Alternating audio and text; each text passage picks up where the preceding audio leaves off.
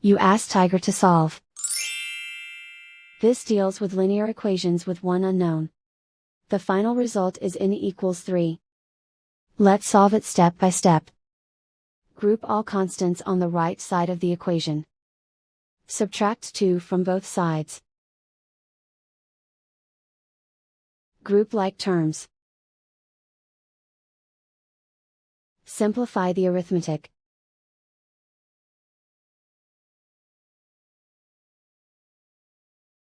Isolate the n.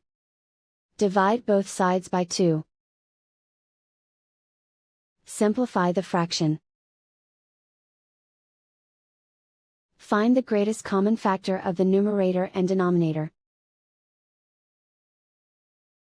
Factor out and cancel the greatest common factor. And so the final result is n equals 3.